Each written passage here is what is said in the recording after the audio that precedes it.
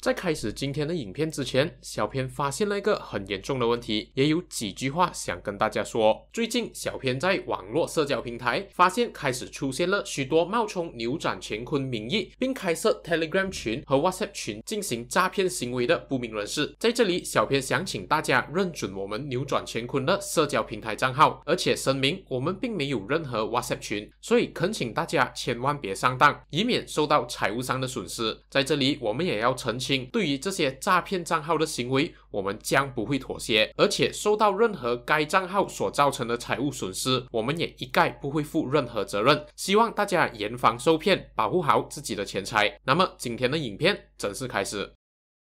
Hello， 大家好，这里是扭转乾坤，一个通往马股大门的频道，阅股无数，通晓股市里的点点滴滴，就从这里开始。上一次影片，小编我为大家分享了一家还没复苏的复苏股 D-Sonic， 看看到底是哪里出了问题，为什么如今复苏股都纷纷回弹，只有这一只股票的股价在谷底徘徊。那么今天小编我将会来为大家讲解一家自去年股价就开始大涨的公司，看看背后到底藏着什么样的玄机。那开始前，喜欢我们影片的朋友们，记得订阅、点赞，并把这支影片分享出去哦。而且如今小编偶尔也将在我们扭转乾坤的面子书开直播，与大家分享股市里的一些公司哦。如果还没点赞和 follow 我们面子书的朋友们，记得马上去点赞哦。那今天要和大家分享的公司是一家大蓝筹股，但是与一般平稳的蓝筹股不同的是，他们的股价涨幅自疫情爆发以来已经达到了300多%。而这家公司就叫做 Pressmetal， 他们主要业务涉及了 Aluminium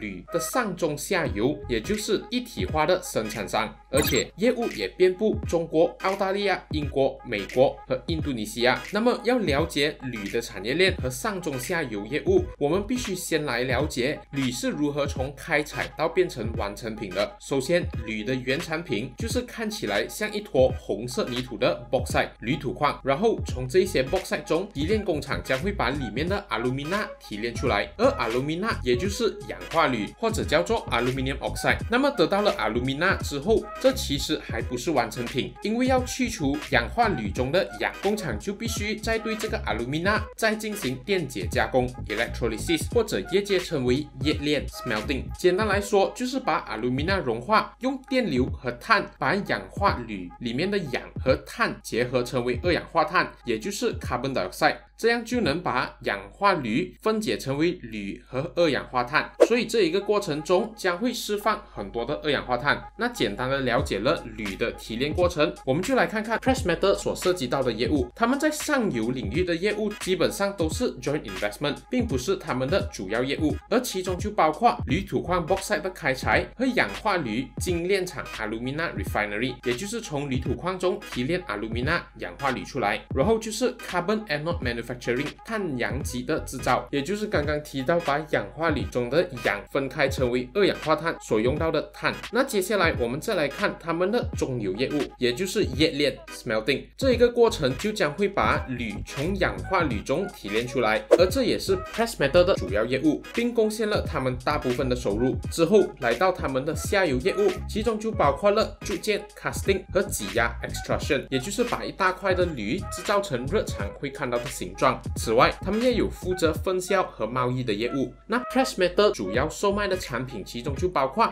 P1020 级别的高级铝块 Aluminium ingots， 加工过的铝合金块 Alloy ingots， 柱状型的铝 billets， 铝线材和挤压出来的加工产品。而这些产品其实都广泛的运用在我们生活中的每一处，其中就包括飞机、汽车、围栏、橱窗和太阳能板等等。那么大致上了解了他们的业务后，我们就先来看看他们的业绩表现如何。我们可以看到他们的业绩自去年2020年6月都有不断的在增长，而且来到了这个新的季度，收入更是对比上个季度的 2.1 个 billion 上涨了 23%， 来到了 2.6 个 billion， 盈利则是从上个季度的 205.7 个 million 上涨了 24%， 来到了 255.6 个 million。 至于盈利率方面，则是从上个季度的 9.8% 稍微下降到了 9.7%， 8%。那收入暴涨的原因主要就是因为如今的铝价不断的上涨。那 Pressmatter 如今还是属于一家 net debt 净负债公司，他们的短期债务是 1.87 个 billion， 而长期债务则是 3.3 个 billion， 手上的现金储备如今也只有369个 million， 所以这也就让他们写下了 4.8 个 billion 的净负债。但是这不是不能被理解的，因为如今他们也有在积极的扩张。那我们现在就来谈谈他们未来的扩张，毕竟高盈利当然不能只依赖铝价的高涨来支持，公司也必须扩张业务来占据更多市场份额。所以我们可以看到这一个季度他们是花费了734个 million 来进行扩张，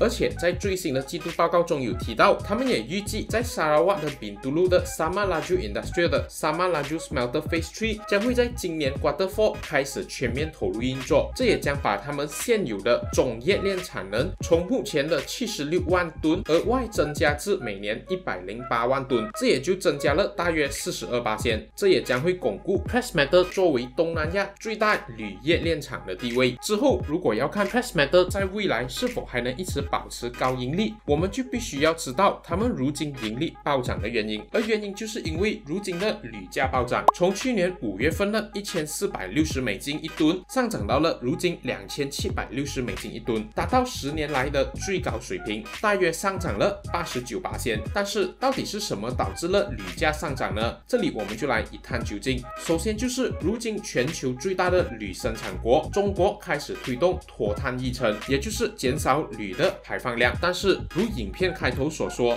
冶炼铝会排放出大量的二氧化碳，这也就让中国政府对他们的顶级生产商的能源使用进行了控制。从这里我们可以看到，中国在2020年的铝进口就大大的提升，而出口则是有缓慢的减少，这也就同时增加了铝的需求，并减少了铝的供应。而第二点就是中国云南省的水力发电厂发生了干旱，这也就导致需要用到大量电源的冶炼过程受到了影响，甚至导致减产。而云南省每年的产量就高达 3.98 个 million 吨，相比中国年产能的36个 million 吨，云南省的铝产量就占据了 11%， 这也就再次减少了铝的供应。之后来到第三点，那就是俄罗斯对铝征收 15% 或每吨最低254美元的出口税。这里也必须提到，那就是在2020年，俄罗斯的铝出口就占据了全世界铝出口量的 8.9%， 一共高达 4.2 个 billion 美金，全球排名第3，所以这就提高了铝的市场价格。在进入下一个原因之前，这里小编要送大家一个福利，那就是如果你是新手，想要开投资户口并享有 0.05% 最低水钱和良好服务的话，可以在这支影片留言区的comment 向小编了解更多哦，并且声明小编的推荐纯粹是想要新手们受惠于节约投资成本，少走冤枉路，并没有任何的商业或利益关系哦。回到正题，就在前几天，铝的原产品铝土矿 bauxite 的最大出产国几内亚发生了军事政变，动荡的政治局势又让市场对未来的供应量担忧，结果这又让铝的全球价格持续飙涨。相信这一些都将会对 Pressmatter 的盈利带来利好因素。那么